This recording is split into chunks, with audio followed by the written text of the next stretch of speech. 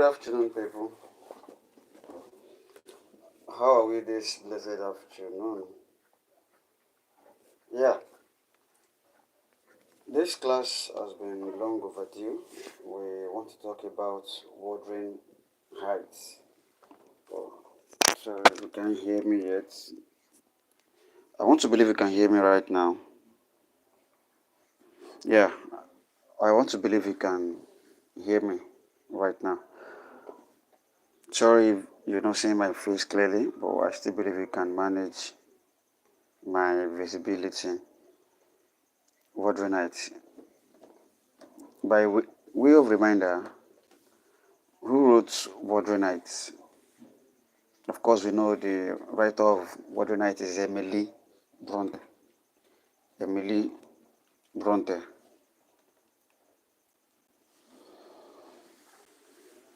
Yeah, you may want to look up who Emily Bronte is. Yeah, sure. Definitely, you have to look up who she is.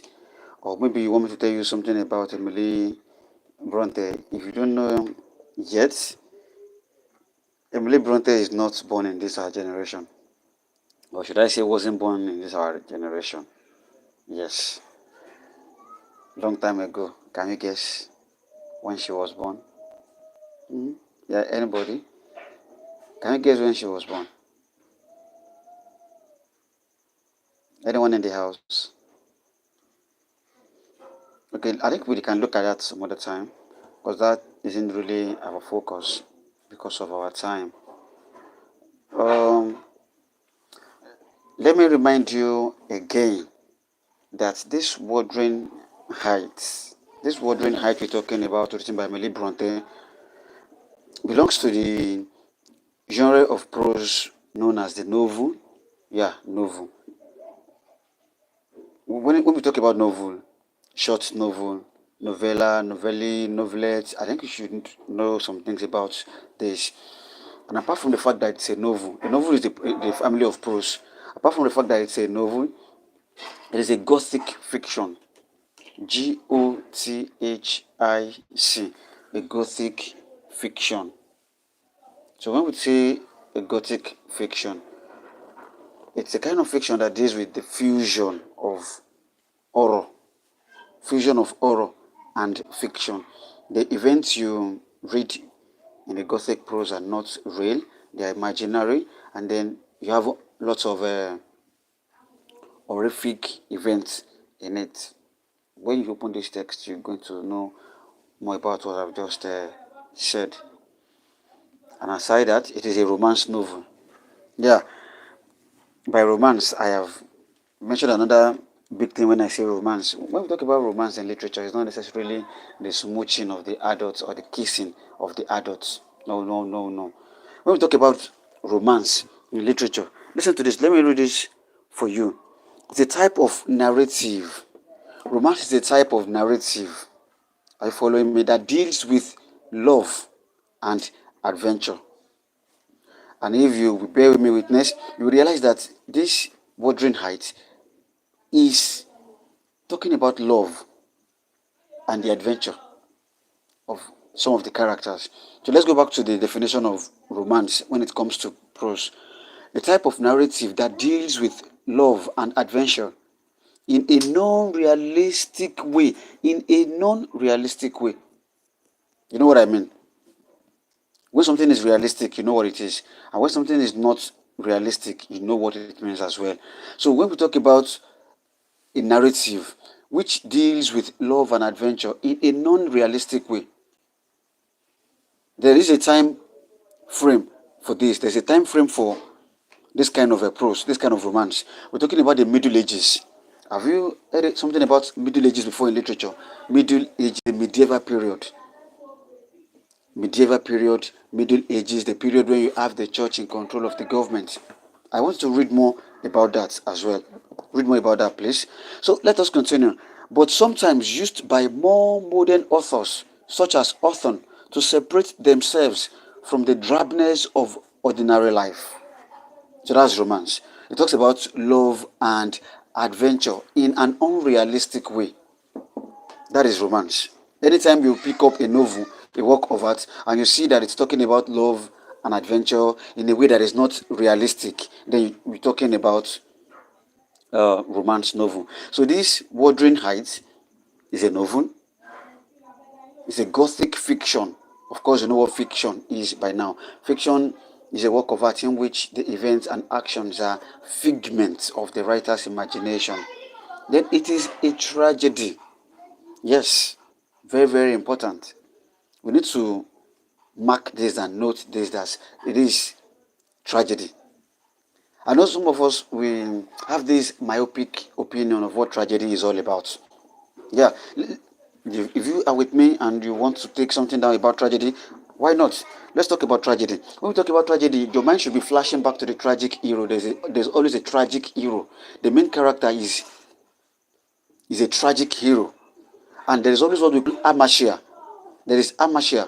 What is amateur in English? Amateur means the tragic flaw, uncontrollable weakness in the tragic hero, which ultimately leads to his downfall. Yeah, so let's take tragedy as a whole. Literary work, when it comes to tragedy, literary work, especially a play, but you can use it for a good number of the genres of literature.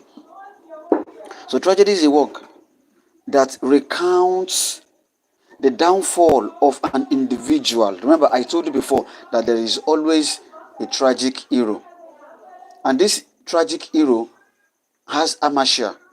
That is the weakness which ultimately leads to his downfall. So tragedy is a work of art that recounts the downfall of an individual. Greek tragedy demanded a noble protagonist whose fall could be traced to a tragic personal flaw. I've mentioned that before, that in tragedy there is always tragic flaw.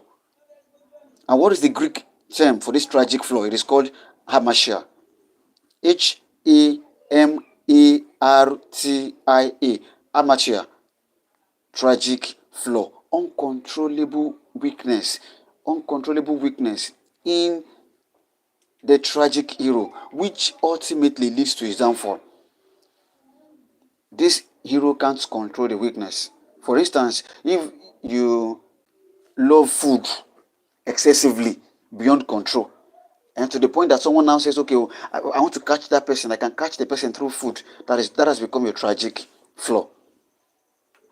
So we're talking about tragedy, and we are talking about the fact that this Wuthering Heights is a tragedy.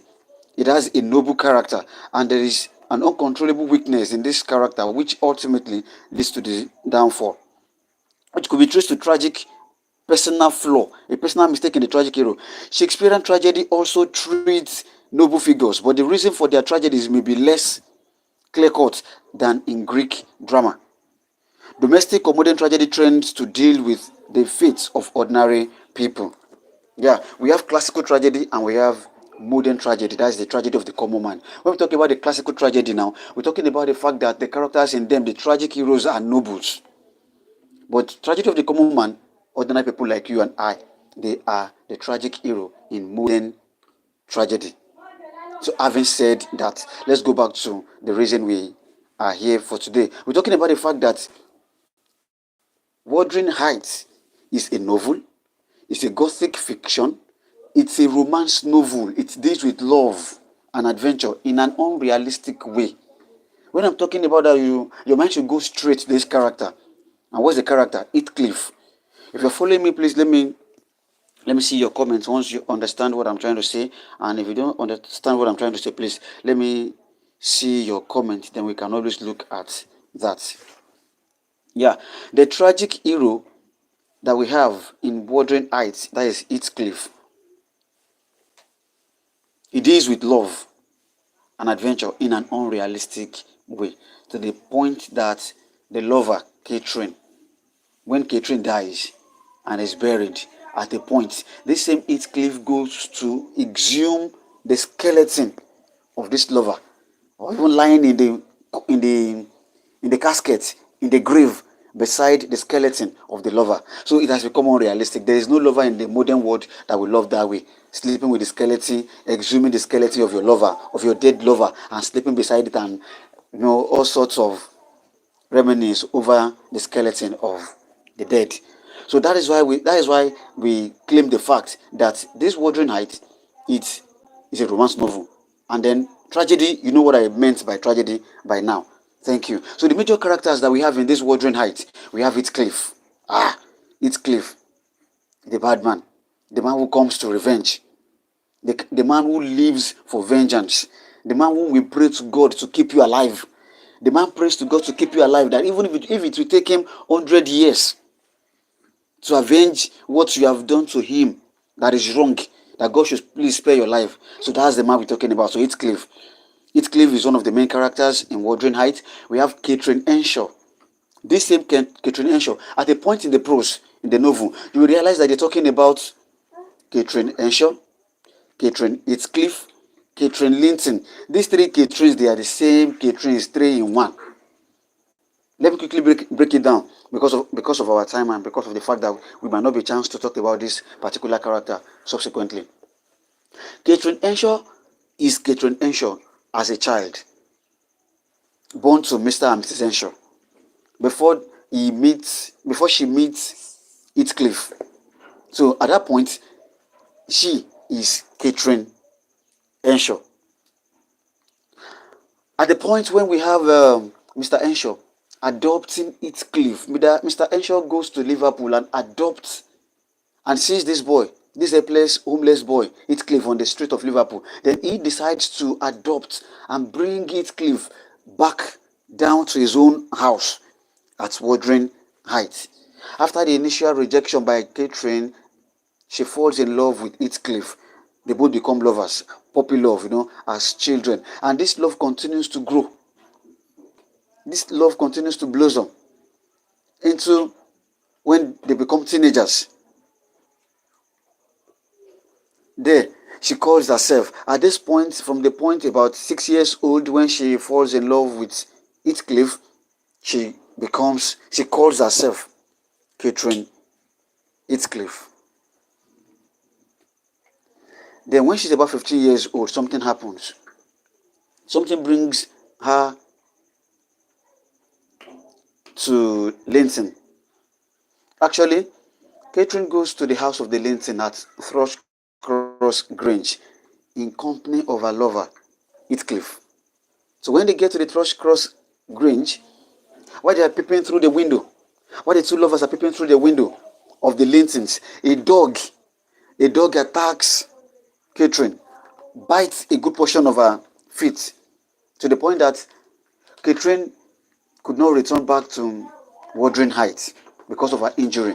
Mrs. Linton comes out, takes her in, takes care of her. She remains at Thrushcross Grange for some time, for about 5 weeks. At that point, Edgar Linton, the son, the first child of the Lintons, falls in love with Catherine. Then Catherine now sees that it will downgrade her to love Heathcliff, because Heathcliff has been reduced to a commoner, has been reduced to a slave by Hindley. Remember that Hindley is Heathcliff's older brother. So at that point, there's also initial rejection. She wants to be with Heathcliff, but because of the class, loving Heathcliff will bring me down. But if I fall in love with Hindley, at least I will maintain the status quo, the class which I belong to. So because of the class she wants to maintain, she falls in love. She doesn't fall in love, but she gives into the affection of Edgar Linton. Thus, she completes the cycle of the three Catherines that you are seeing around a page, where Catherine calls herself Catherine Earnshaw, Catherine Heathcliff, and Catherine Linton. I've given you the reason around these three names now. This Catherine that we're talking about is different from another character in that text known as Kathy. Are you still with me? So that is that about the character of Catherine that we have. We also have the character of Herton, Hareton. Herton. Herton is the son of Hindley. Hindley marries Frances, but Frances dies shortly after the birth of Herton. Yes, remember, remember that Frances is suffering from tuberculosis. Okay, let me ask you one question at this point. Who is the family doctor to the Enshaws? Who is the family doctor? Okay, the family doctor to the Enshaws is Kenneth. So Kenneth has been treating Frances of her tuberculosis, but Frances eventually succumbs to the illness and she dies after the birth of Herton. So this Herton is the person you see at the beginning phases of this novel, Wuthering Heights. So after this character, we also have lots of characters. Don't forget Nelly Dean. Yeah, Nelly Dean. Through Nelly Dean, we can see the narrator of the story. And need I remind you that this Wuthering Heights thrives on first person point of view. First person point of view. By saying first person point of view, we mean that the narrators are in the work of art as a character or as characters. So in the case of Wuthering Height now, we have two people telling us the story. Yes, we have two people telling us the story, and the first person who starts the story is Mr. Lockwood. Mr. Lockwood comes to the countryside to seek uh, accommodation at Thrushcross Grange. At the point he comes to the countryside, Heathcliff is the landlord of Thrushcross Grange. Yeah. So we have two narrators in Wuthering Heights telling us the story, giving us the accounts of the fiction from the point of view of characters in the story. The first narrator is Mr. Lockwood, who has come to seek accommodation at Thrushcross Grange, and the second person, the principal narrator, the main narrator, is Nelly Dean. So Nelly Dean is now telling Mr. Lockwood the historical past of Wuthering Heights and Thrushcross Grange. That is how the events and action unfolds in Wuthering Heights. We're talking about the characters in Wuthering Heights. We've mentioned Heathcliff, we've mentioned Catherine Henshaw, we've mentioned Herton Henshaw, and I told you that Herton Henshaw is the son of Hindley, born to him by Frances, the lover, whom he returns with after his days at the college upon the death of his father. We also have Hindley Henshaw. We have Hindley Henshaw as well. Of course, you know who Hindley is now. Hindley is the brother of Catherine. Mr. and Mrs. Henshaw, they give birth to 3 children, but one died. One died, and the name of the child that died is Heathcliff. So that is why you have Mr. Henshaw giving the name Heathcliff to this adopted son he finds on the street of Liverpool. So we've mentioned 4 characters now in Wuthering Heights. Let's recap. Heathcliff, do not forget the protagonist, the tragic protagonist. We have Catherine Henshaw, we have Herton Henshaw, we have Hindley Henshaw, we have Edgar Linton. I've told you about Edgar Linton before. The first child, the son of Mr. and Mrs. Lintons, who reside at Thrushcross Grange before their demise.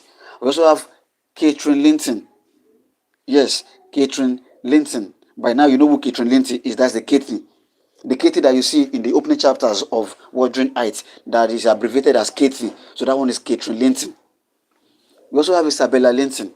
Catherine Linton is the daughter of Edgar Linton and Catherine Henshaw.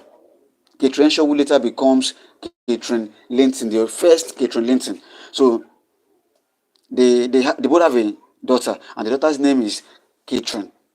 But Edgar cannot bring himself to call his own daughter Catherine. Therefore, he abbreviates the name to be Kathy. We have Isabella Linton. Isabella Linton is the younger sister to Edgar Linton. Remember, I told you that Mr. and Mrs. Linton have two children. Mr. and Mrs. Linton, they have two children. That's Edgar and Isabella. Later in the prose, in the work of art, now Isabella marries Heathcliff. Isabella marries Heathcliff. A very terrible affair, a very terrible union. Of course, Heathcliff does not love Isabella. Heathcliff only marries Isabella because he realizes that he's going to gain more money and property. He's going to inherit something from the Lintons if he can endure and marry. Of the two, Isabella is more in love. Isabella falls in love with the Heathcliff. Alright, we also have Nelly Dean. I told you before that Nelly Dean is the narrator. Yes, Nelly Dean is the narrator that we have, the principal narrator. We have Mr. Lockwood. Mr. Lockwood comes to the countryside to reside, to occupy the Thrush Cross Grange for a while. Then we have Mr. Enshaw. Mr. Enshaw is the father of Hindley and Catherine, and the foster father of Heathcliff. That's Mr. Enshaw that we're talking about. We have Linton Heathcliff. Linton Heathcliff. Linton Heathcliff is the son, the only child between Heathcliff and Isabella. Yes. Remember I told you that Isabella falls in love with Heathcliff, though Heathcliff hates, totally dislikes Isabella, but he endures and marries Isabella because of the fortune he stands to inherit from the family. So a child connects the two of them, and that is Linton Heathcliff. Then we have Mr. Linton. Mr. Linton is the father of Edgar and Isabella. They reside at Thrush Cross Grange. That's the family house. Then we have Mrs. Linton. Mrs. Linton is the wife of Mr. Linton, the mother of Edgar. The mother of Edgar and Isabella, and the person who treats Catherine Enshaw upon her injury when bitten by a dog. I want you to tell me the name of this dog that we're talking about. Then we have Mrs. Enshaw. Mrs. Enshaw is the wife of Mr. Enshaw, the mother of Hindley and Edgar. Let me tell you that Mrs. Enshaw dies shortly after the arrival of Heathcliff as a child at Wuthering Heights. Remember, I also told you that the wife of Hindley is Frances Enshaw. That's another character that we have in this work. We have the character of Frances, the wife, who suffers tuberculosis. We have Zilla. Zilla is the housemaid at the point of Lockwood's arrival at Wuthering Heights. See, this Wuthering Heights has something that we call in media res. Has something that we call in media res. What is in media res? In media res. I-N space M-E-D-I-A space R-E-S. In media res. In media res states that a work of art starts from a latter stage before now returning to the genesis, to the beginning. But when you open a work that makes use of a media res, the event there starts at a latter stage before there is flashback. So incident that happened before that moment. So at the moment where Mr. Lockwood arrives at Wuthering Heights, Zilla is the housemaid. Zilla has just resumed as the maid at Wuthering Heights in about 2 years. So she doesn't know the history. She only concludes that these people that reside at Wuthering Heights, they are strange people. So these are the principal characters that you will encounter in Wuthering Heights. And we also have characters like Kenneth and this good old man. There's this good old man in Wuthering Heights. He sees himself as the only holy person. Every other person is going to hell. Can you tell me his name? He's a very, very, very old man. Try and tell me his name. I'll be waiting for the name in the comment section. Section rather. So these are the characters that we have in Wuthering Heights. So having talked about the characters in Wuthering Heights, let's quickly go over to the synopsis. Yeah, to the synopsis. Let's talk about the synopsis of Wuthering Heights. Before I go to the synopsis of Wuthering Heights, I want to talk about let's talk about some subject matters that we have in Wuthering Heights. Of course, I told you before that it's a Gothic work of art, and so we have this supernatural stuff in it. It talks about love and passion. We have masculinity and femininity. We have class. Yes, there is class. When we talk about social stratification, the upper class, the middle class, the lower class, there is social stratification. There is class there. One of the things that bring about the problem that we have in this text is this issue of class. Remember, I told you before that Catherine Henshaw, Catherine Heathcliff, Catherine Linton, all in one. This Catherine rejects the love of Heathcliff because she feels it will downgrade me. According to her, I'm quoting her now. She says it will downgrade me to marry Heathcliff because of the social class. Remember, after the death of Mr. Henshaw, the foster father, the person who adopts Heathcliff now, after his death, Hindley, the first child, makes life a hell for Heathcliff. He turns Heathcliff into a servant, into a slave at Wuthering Heights. He will be the one to work on the farm from morning till dusk without food. So he has practically reduced Heathcliff to a slave, to a commoner, to someone that you can't really be proud of in the society. As a result of this, Catherine concludes that it will downgrade me. It will downgrade me to marry Heathcliff. But I don't love Edgar.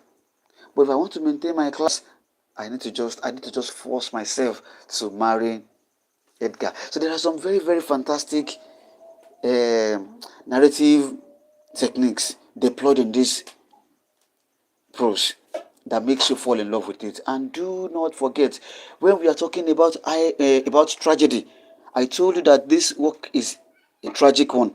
When we are talking about tragedy, you cannot de-emphasize the place of irony. You can never de-emphasize the place of irony in a tragic work. So what is irony? Irony is the incongruity, the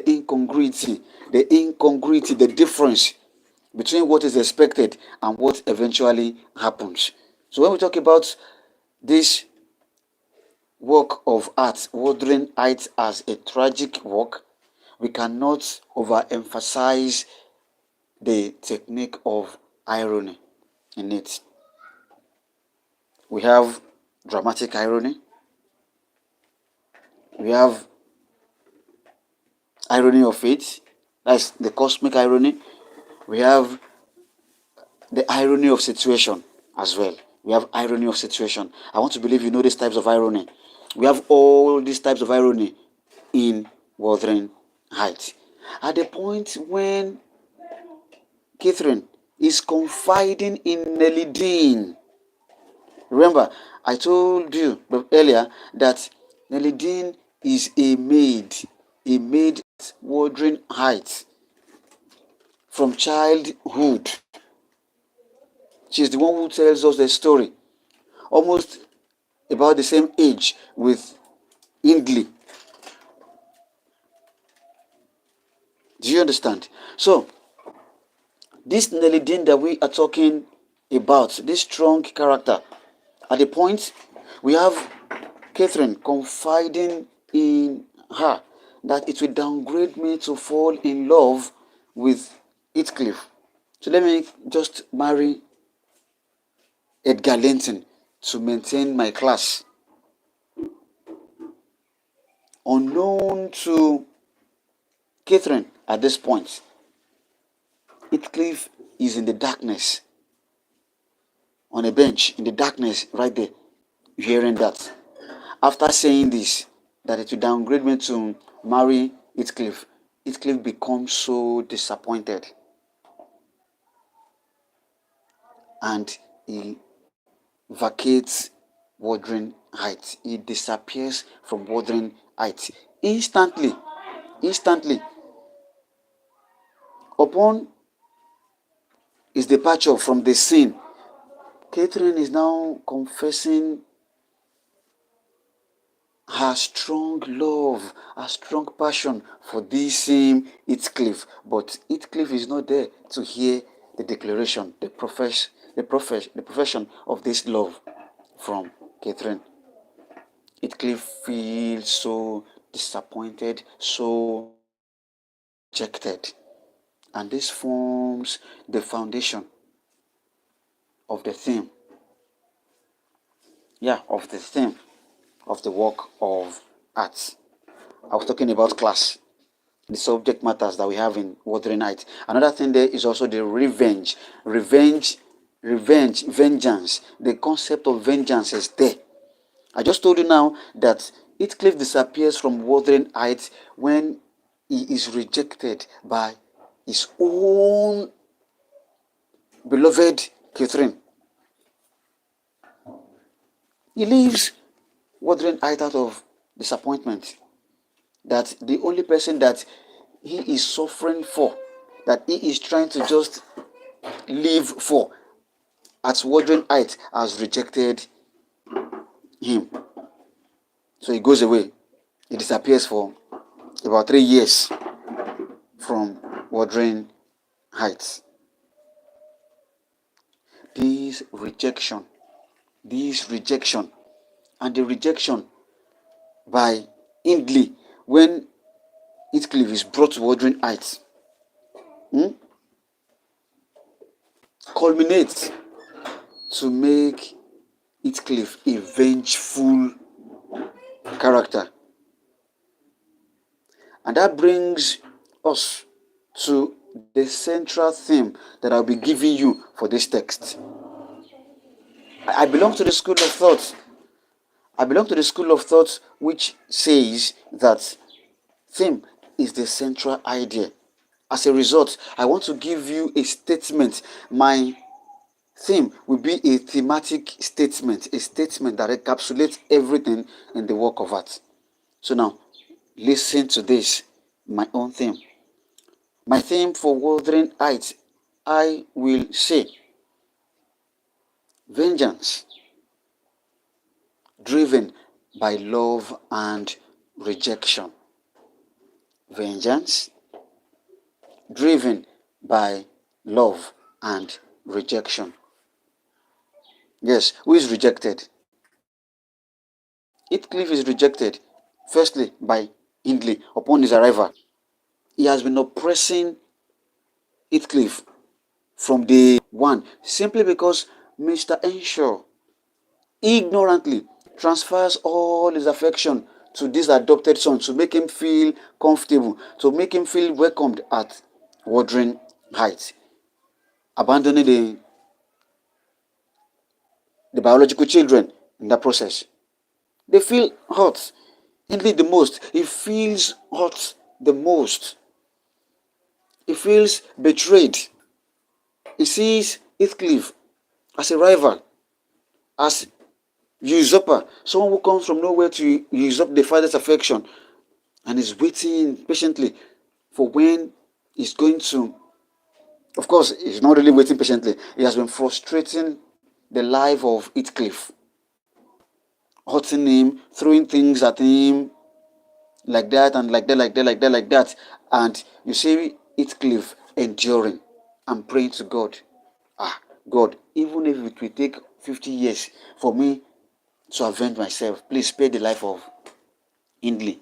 And he enjoys the vengeance when the time comes.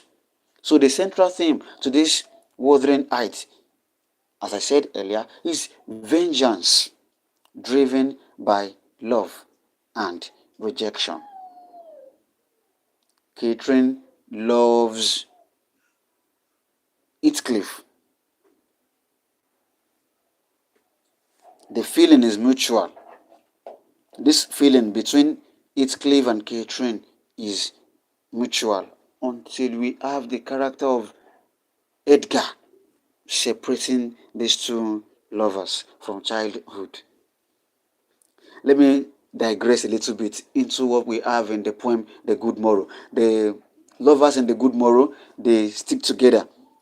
Remember that the theme in Good Morrow is love defies age. Love defies age, weather, season, time. Love defies all this. So the lovers are together from when they were infants into adulthood. So the love survives. So, but in the case of Wuthering Heights, now these two lovers are separated by another interloping lover, and the first lover feels so rejected, disappointed, downcast. He goes away, hurting, waiting, and hoping to come back and visit the rejection meted on him by his own lover and his half brother, Hindley. So, one more time, the theme I'll give you for Wuthering Heights is vengeance driven by love and rejection. So, I think I have covered the preliminaries for Wuthering Heights. So, now let's go into the plot overview. Let's go into the plot overview quickly. Very soon we end the session and we'll continue some other time. But before we go, let's talk about the plot overview, the summary of the plot. Right on with me. We're talking about Wuthering Heights. In the late winter months of 1801, remember, a work of art has setting. When I say setting, setting refers to the time, the place, and period of the events and actions in a work of art. Setting refers to the time, the place, the period of the events and actions in a work of art. So the event Wuthering Heights, before we now have the flashback, starts in 1801 when a man named Lockwood rents a house called Thrushcross Grange in the isolated, abandoned farmland of the countryside of England.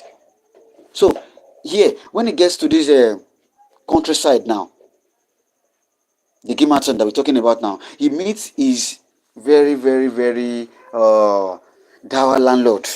This landlord does not like mingling with people. Yes, a misanthropist, someone who loves to be alone. Yeah, he meets his misanthropist landlord, Heathcliff, a wealthy man who lives in the ancient manor of Wuthering Heights, 4 miles away from the Grange. In this wild, stormy countryside, Lockwood asks his housekeeper, Nelly Dean, to tell him the story of Heathcliff, his landlord, and the strange things happening around Wuthering Heights upon his observation. Okay. Nelly consents, Nelly agrees, and Lockwood writes down her recollections, the recollections of Nelly Dean in his diary. These written recollections of Nelly Dean about what happened and what is happening around Wuthering Heights form the main part of Wuthering Heights. Let me pause at this point and make digression a little bit for clarification. When Mr. Lockwood comes to Wuthering Heights. To seek, remember, Wuthering Heights is owned in quotes by Heathcliff. Thrushcross Grange as well is also owned by Heathcliff. If you listened carefully to the early part of this live class, you would have realized how Heathcliff comes to be the landlord of the two homes. But I didn't go in details. Yeah, I didn't give you the details of how this happens. I didn't give you the details about how this happened. But I told you that Thrushcross Grange becomes Heathcliff's property because of his love, deceitful love affair with Isabella, the daughter of Mr. and Mrs. Linton, the owner of Thrushcross Grange. So upon the death of Mr. and Mrs. Linton, upon the death of Edgar Linton, upon the death of Isabella, the only person who can own the house now is Heathcliff. And Heathcliff is very, very avaricious. Very, very, very avaricious. Is materialistic. Yeah. Because of his humble beginning, because of the oppression he suffers as a child, he determines to make money. And that money he makes, he will come down to make money in all ways. He comes down to make that money. He doesn't care. He doesn't care. Even if it is to fall in love with an enemy to make money, Heathcliff is ready. Heathcliff is your man. So that's how he inherits Thrushcross Grange. Okay, now let me now tell you now. I try to just balance things up. I'm trying to break down the suspense that we have in the text. Because I told you that this book thrives on in media res. They start the event at the later stage before they now take us back through flashback. So let me break the suspense that you have in the text. Now, let me tell you how Heathcliff becomes the owner of Wuthering Heights. Of course, he's an adopted son. By right, is entitled. But upon the death of Mr. Henshaw, Hindley usurps everything. Hindley takes over everything and reduces Heathcliff to a mere slave in the house. Heathcliff's proper place, according to Hindley, is to be a slave. So after Heathcliff disappears from Wuthering Heights to go and make money, he disappears to go and make money and he returns as a very wealthy man. When he returns as a very healthy man, Hindley has been suffering. Yeah, he loses his wife Frances, then he becomes so lost in the world. He becomes so lost in the world that he takes to alcoholic drinks, drinking and drinking and drinking, becomes a very irresponsible man, to the point of even almost killing his own son one day, if not for the intervention of this Heathcliff. So he returns to Wuthering Heights as a wealthy man, and takes and finds his way into Wuthering Heights, lending money to Hindley. He lends money to Hindley now to drink. Hindley has nothing to do now but to gamble and drink. So he lends money to Hindley, using the house, the Wuthering Heights, as a bait. Long run, Hindley cannot pay up the loans now, and the house becomes Heathcliff's property. So that is how Heathcliff inherits the two houses, the Wuthering Heights and the Thrushcross Grange. So now let's go back to the plot summary, the overview of Wuthering Heights. Remember, Nellie Dean is the one telling us the story, and Mr. Lockwood is the one writing the story. Nellie remembers her childhood As a young girl, she works as a servant at Wuthering Heights for the owner of the manor, Mr. Henshaw, and his family. One day, Mr. Henshaw goes to Liverpool and returns home with an orphan boy whom he will raise with his own children. At first, the Henshaw children, a boy named Hindley and his younger sister Catherine, detest the dark-skinned Heathcliff. But Catherine quickly comes to love him, and the two soon grow inseparable, spending their days playing on the moors, Moors, the moors, abandoned farmlands.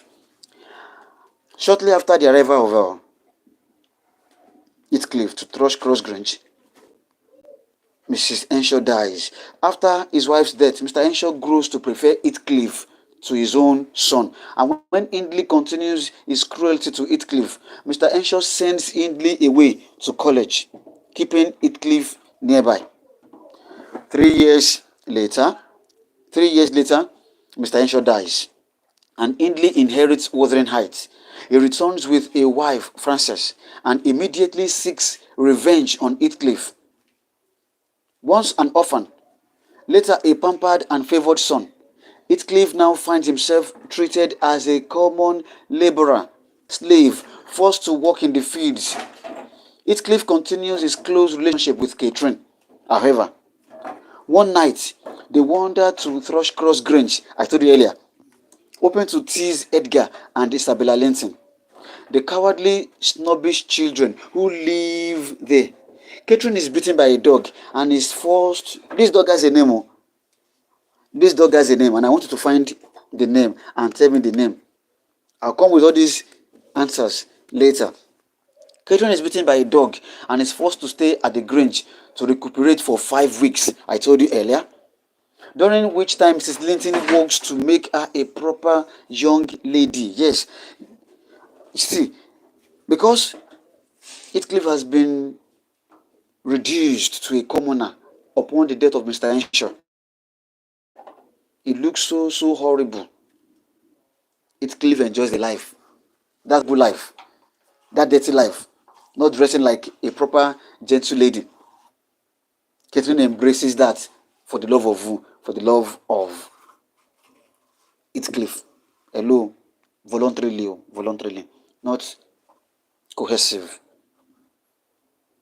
So she lives on like this, like a commoner, unkempt, until the point where this dog bites her at the Thrushcross Grange. Then Mrs. Linton now works, makes it her duty to restore her back into a proper young gentle lady. By the time Catherine returns to, after the 5 weeks, by the time she returns to Wuthering Heights, she has become, during these 5 weeks now, Catherine has become infatuated with Edgar, but Edgar is the one who is more in love.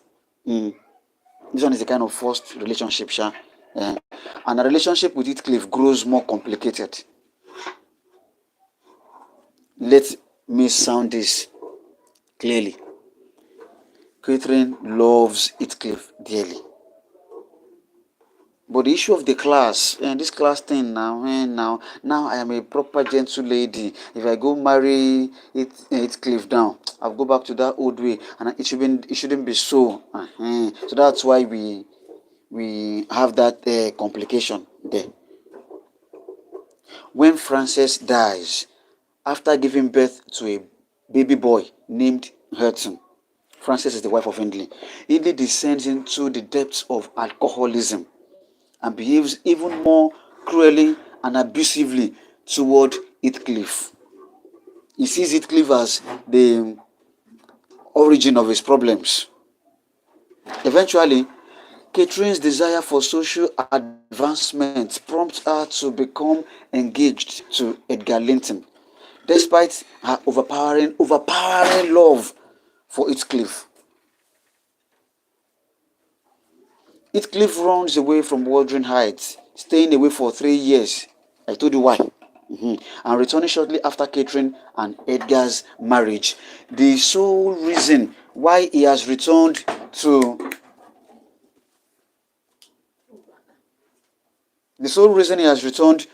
to Wuthering Heights is to hunt the marriage, the union between his own lover, former lover, Catherine, and Edgar, his worst enemy. When Heathcliff returns to Wuthering Heights, he immediately sets about seeking revenge on all who have wronged him. Hindley has wronged him. Edgar has wronged him. So he sets about avenging himself. Having come into a vast and mysterious wealth, the source of his wealth is unknown. But under that 3 years, he don't make money. He don't make money. Stupid money. Yes, stinking money under the 3 years. Let's come off the book for a moment. I won't contest the fact that he becomes rich. Why? He works as a laborer. Later Rochelle, from morning till dawn, someone working on the farm. How won't he make money? When he goes out to make money, real money. So he returns to Wuthering Heights. Very, very wealthy. So let me recap this summary. When Heathcliff returns, he immediately sets about taking revenge on all who have wronged him. Having come into a vast and mysterious wealth, he deviously, in a cunning way, he deviously lends money to the drunken Hindley. Remember, because of the death of Frances, Hindley has become alcoholic. He has become alcoholic. He's downcast. He's sad. He's down. He's everything. He has lost it. So he now deviously lends money to Hindley to go and drink more, to gamble. So he deviously lends money to drunken Hindley, knowing that Hindley will increase his debts, and fall into deeper despondency, lack of no money at all. Using the Wuthering Heights house as a bait, as a mortgage. When Hindley dies, Heathcliff inherits the manor, the Wuthering Heights. He also places himself in line to inherit Thrushcross Grange by marrying Isabella Linton. I told you that one earlier. Remember, Heathcliff hates this family Linton because they take away the love of his life. He hates them. So Catherine one day mistakenly Jabo opens up that you don't believe me that Isabella loves you. Isabella is in love with you. The thought of the love Isabella has for him irritates him. But upon a closer examination of the fact that Isabella loves him, he now sees that as an opportunity. Okay, let me exploit Isabella and become closer to inheriting Thrushcross Grange. The person who gives him a clue to the fact that Isabella loves him is Catherine, because when he returns to the countryside, when he returns back to Wuthering Heights, he goes there. He goes to hunt the marriage of Linton and Catherine. He goes there, they interact. To the point, to the return of Heathcliff to Thrushcross Grange, to the Wuthering Heights, makes Catherine fall sick. And let's not forget, upon the first disappearance of Heathcliff from Wuthering Heights, in the stormy weather that night, Catherine goes out searching endlessly for her lover. Doesn't see Heathcliff. She falls sick that time too. She is seriously in love with Heathcliff. She falls sick that time. She has not really recovered. So at the point when she's now recovering and saying, okay, since Heathcliff is nowhere to be found, let me continue my marriage now. Let me try and endure and enjoy this marriage with Edgar. At that point, Heathcliff returns to come and haunt the marriage. So that is the story that you have around that time. Let's go back to the plot overview. He also places himself in line to inherit Thrushcross Grange by marrying Isabella Linton, whom he treats very cruelly. Yes, they marry themselves. Union. Exploitative union. They marry. Quite alright. Heathcliff treats Isabella like shit. He treats Isabella so cruelly. Catherine becomes ill, I've told you, gives birth to a daughter and dies. Catherine dies. Yes, Catherine dies after giving birth to a daughter. She doesn't even know the name of the daughter before they now give the baby, Catherine. But the husband can't bring himself to calling Catherine because of the memory of his late wife. So they abbreviate the name into Cathy. Cathy. Yeah, let's continue. Heathcliff begs a spirit, the spirit of Catherine, the lover now, to remain on earth. She may take whatever form she will. She may haunt him, drive him mad, just as long as she does not leave him alone. Upon the death of Catherine, Heathcliff is begging the spirit not to leave the earth and take any form, but to stay. Shortly thereafter, so that you can see the gothic sense now creeping into the plot.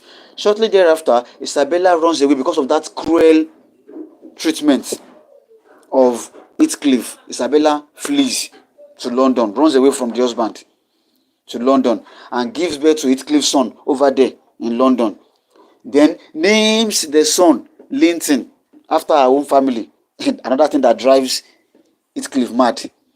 She keeps the boy with her over there for about 13 years. She dies. Before she dies, and Linton now returns to Thrushcross Grange, to the manor, to the countryside. 13 years pass, during which Nelly serves as Catherine's daughter's nursemaid. The Catherine, who formerly resides at Wuthering Heights, is now the nursemaid. Of course, upon the marriage of Catherine to Linton, Catherine requests for Hindley to allow Nelly to come live with her at Thrushcross Grange. So Nelly is now the nursemaid to Catherine's daughter, Katie, at Thrushcross Grange. Young Catherine, at this point now, we start calling her Katie, from this point onwards. Young Catherine is beautiful and is strong like her mother, but her temperament is modified by her father's gentler influence. Yes, Edgar is very gentle, very nice, but Catherine, Osan Lorigan. Young Catherine grows up at the Grange with no knowledge of Wuthering Heights. Kathy grows up at Thrushcross Grange. She is not aware of anything about Wuthering Heights. All her life is there. But one day, however, wandering through the moors, she likes to ride horse. Yeah, she discovers the manor. She is actually going to a particular mountain behind Wuthering Heights. You get to get this point when you read the text. Then she meets Hudson and plays together with him. Who is Hudson? Don't forget who Hudson is. Hudson is the child of Hindley and Frances. Plays together with him. Soon afterwards, Isabella dies, and Linton comes to live with Heathcliff. A note. Isabella writes a note to his brother. Then Edgar goes to London to go and pick Linton, the child, the son of his sister Isabella. There's a whole lot happens in between them. The fights. Okay, you run away from home. I have wanted not to marry Heathcliff. Edgar kicks against the marriage, the union between Isabella and Heathcliff. But the headstrong Isabella says no. You can't deny me of love when you have found your own love in who? In Catherine. Accusing Catherine of trying to love his own brother, her own brother, as well as the another person, another man. So that's the fight in between them, the domestic squabble there.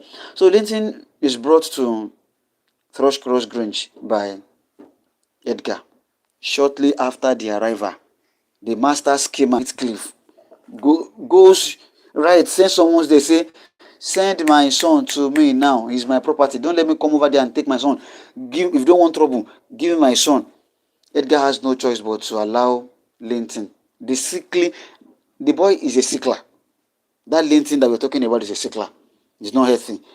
But he has no choice but to allow Linton to go back and meet his father, Heathcliff, at Wuthering Heights. So now, Linton comes to live with Heathcliff. Heathcliff treats his sickly, whining son even more cruelly than he treats the boy's mother. Remember, the family of the Lintons, anything from the Lintons, is a mortal enemy. Anything from the Lintons is a mortal enemy to Heathcliff. He only marries Isabella because of the money, because of the wealth, because of the things he stands to gain. Anything from that family, he hates them. For taking away the love of his life, he hates them. So let's continue. 3 years later, Catherine meets Heathcliff. This Katie that we're talking, the young Catherine now, Katie meets Heathcliff on the moors and makes a visit to Wuthering Heights to meet Linton. She and Linton begin a secret romance conducted entirely through letters. When Nellie destroys Catherine's collection of letters, the girl begins sneaking out at night to spend time with a frail young lover, who asks her to come back and nurse him back to earth. However, it quickly becomes apparent that Linton is pursuing Catherine only because Heathcliff is forcing him to. Yes, I told you before that Heathcliff is a master schemer. He forces he knows that his son cannot last. He knows that his son Linton cannot live long. So he forces his own son, his sickly son, to marry the daughter of Linton, the daughter of Edgar Linton and Catherine, so as to inherit, so as to come closer to inheriting Thrushcross Grange, anything that has to do, anything that belongs to the Lintons. So that is the game. He forces his own son to fall in love with Katie. Yes. Heathcliff hopes that if Catherine marries Linton, his legal claim upon Thrushcross Grange and his revenge upon Edgar Linton will be complete. So one day, as Edgar Linton grows ill and nears death, Heathcliff lures Nellie and Catherine back to Wuthering Heights and holds them prisoner until Katie marries Linton. Soon after the marriage of Katie, that is a young Catherine, and Linton, the sickly son of Heathcliff, soon after the marriage, Edgar dies. Remember, Edgar is just a pawn. They play Edgar. Heathcliff can play anybody to get what he wants. Edgar dies, and his death is quickly followed by the death of the sickly Linton. Now, you see, Heathcliff now controls both Wuthering Heights and Thrushcross Grange. He forces Katie, the young Catherine, to live at Wuthering Heights, and that is the woman that you see in the opening chapter of Wuthering Heights. That's why I say this book has in media res. Things are done through flashback. Events start at a later stage, then they now take us back into what happened before that point. Heathcliff now controls both Wuthering Heights and Thrushcross Grange. He forces Catherine to live at Wuthering Heights and act as a common servant, while he rents Thrushcross Grange to Lockwood.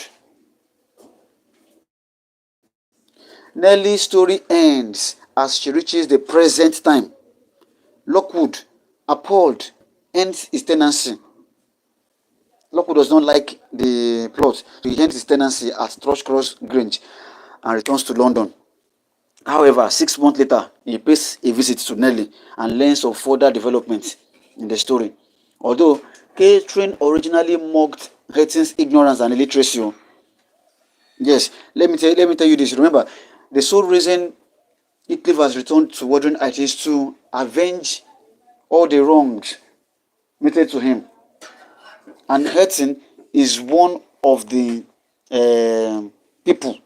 Yeah, at least the fruit. The son of Ely is also his enemy. So he makes sure that Hertin does not see education, does not go to school. It teaches him foul language. He ruins he ruins Hertin's opportunity of becoming a gentleman. Teaches him foul language, doesn't allow him to be educated, makes him a very crude person, just to make sure he avenges what the father has done to him. So it is this young Kathy who teaches this hurting Henshaw to read and write. Yes. Although Catherine originally mocks Hurting's ignorance and illiteracy in an act of retribution, Heathcliff ends Hurting's education after Hindley's death. Catherine grows to love Hurting as they live together at Wuthering Heights. Heathcliff becomes more and more obsessed with the memory of his late Catherine lover, to the extent that he begins speaking to a ghost. Everything he sees reminds him of this Catherine, his lover, to the extent that he begins to speak to the ghost. Shortly after a night spent walking on the moors, he walked on the moors, going to the graveside of Catherine, sleeping inside a coffin, as I told you earlier. Shortly after that, something happens on a very stormy night. Heathcliff dies. Hertin and York Catherine inherit Wuthering Heights and Thrushcross Grange, and they plan to be married on the next New Year's Day. After hearing the end of the story, Lockwood goes to visit the graves of Catherine and Heathcliff. So that is a plot overview of Wuthering Heights. I hope you've picked one or two things from this. I will return with the details, how the event happens. I will return with that some other time, and I will give you the time frame, and things that happen in that before we now delve into the critical events that happened that we have in, and we will also do the chapter by chapter summary as well in subsequent live classes that we have. Thank you for joining me this afternoon. I celebrate you all. One love. Peace.